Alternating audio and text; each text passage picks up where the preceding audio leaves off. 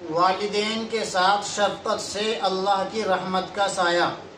جناب رسول اللہ صلی اللہ علیہ وسلم نے ارشاد فرمایا کہ اللہ تعالی قیامت کے دن ایسے آدمی کو اپنی رحمت کا سایہ عطا فرمائے گا اور بلا حساب و کتاب جنت میں داخل کرے گا جس میں 3 باتیں موجود ہوں۔ ان 3 باتوں کو توجہ اور دھیان کے ساتھ ہر ایمانی بھائی ضرور سنیں اور عمل کریں۔ نمبر 1، ضعیف اور کمزوروں کے ساتھ نرمی کرنا۔ نمبر 2، والدین کے ساتھ احسان اور شفقت کرنا۔ نمبر 3، اپنے غلاموں اور خادموں کے ساتھ ہمدردی کرنا۔ حضرت جابر رضی اللہ تعالی عنہ سے روایت ہے کہ آپ صلی اللہ علیہ وسلم کا ارشاد ہے کہ جس آدمی میں 3 باتیں موجود ہوں گی اس پر اللہ کی رحمت کا سایہ ہوگا اور اس کو بلا حساب و کتاب جنت میں داخل کر دیا جائے گا۔ نمبر 1، کمزوروں کے ساتھ نرمی کرنا۔ نمبر 2، اپنے والدین کے ساتھ نرمی اور شفقت کرنا۔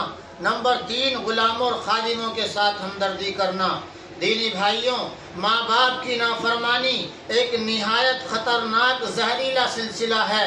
اگر تم نے اپنے ماں باپ کی نافرمانی کی تو تمہاری اولاد تمہارے ساتھ ایک قدم آگے بڑھ کر تمہاری نافرمانی کرے گی اور ان کی اولاد ان کی نافرمانی کرے گی۔ یہ ایک سلسلہ برابر جاری ہو جائے گا۔ یہاں پر رک کر آپ ایک عبرت ناک واقعہ ضرور سماعت فرمائیں، اس سے آپ کو ضرور سبق ملے گا۔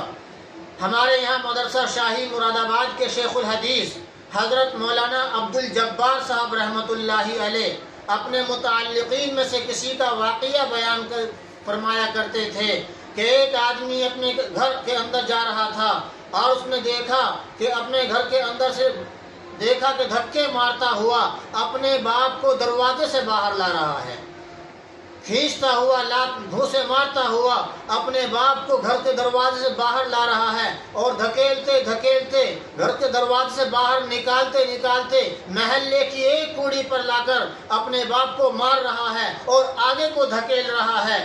باپ ابھی تک جو خاموش تھا اور ابھی تک اس کی زبان نہیں کھلی تھی، جو ان سارے مظالم کو گھر کے دروازے سے اور گھر سے سہتے ہوئے کوڑی پر آ چکا تھا، جب وہ باپ اس کوڑی پر آ جاتا ہے اور بیٹا ابھی بھی اپنے باپ کو برابر مار رہا ہے، اب یہ باپ گویا ہوتا ہے اور کہتا بیٹا بس کرو، بیٹا بس کرو۔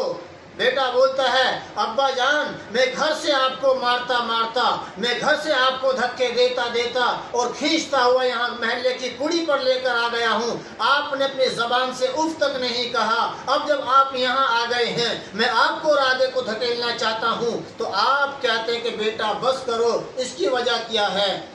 باپ کہتا ہے بیٹا سنو، ایک وقت تھا جب میں بیٹا تھا اور میرا باپ موجود تھا، میں بھی اس وقت اپنے گھر سے اپنے باپ کو مارتا ہوا دھکے دیتا ہوا اس کوڑی تک لے کر آیا تھا، جو میں نے بیج بویا تھا، جو میں نے پودا لگایا تھا، جو میں نے اپنے باپ کے ساتھ ظلم کیا تھا، اس کا بدلہ تو یہ ہوا کہ تو گھر سے کھینچ کر دھکے دیتا ہوا مارتا مجھے یہاں محلے کی کوڑی تک لے کر آ گیا ہے، یہ تو میرے کیے کا بدلہ ہے۔ اب اگر تو آگے اور مجھے کوڑی سے کھینچ کے لے جائے گا، آگے اور دھکے دے گا تو پھر تو ظالم ہو جائے گا، یہ تو میرے کیے کا بدلہ تھا، اب آگے تو ظالم ہو جائے گا، اس لیے بیٹا بس کر اور مجھ پر اور ظلم نہ ڈھا۔ اس لیے دینی بھائیوں، ہم مسلمانوں کو چاہیے کہ اپنے ماں باپ کی نافرمانی کی نحوست سے اپنے آپ کو محفوظ رکھیں اور ماں باپ کی خدمت کریں، ان کی بد دعا سے بچیں اور سب کو فرم برداری اور اطاعت کی اللہ مسلمانوں کو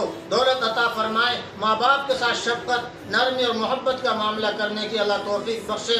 جو باتیں کہی گئی ہیں کوئی وعد نہیں، کوئی نصیحت نہیں، کوئی تقریر نہیں، طالب علمانہ زندگی کا ایک سبق ہے۔ میں سمجھتا ہوں اس سبق پر عمل کرنے کی مجھے سب سے زیادہ ضرورت ہے۔ اللہ تعالیٰ مجھے بھی اور تمام مسلمانوں کو عمل کی توفیق عطا فرمائے۔ وما توفیقی الا باللہ۔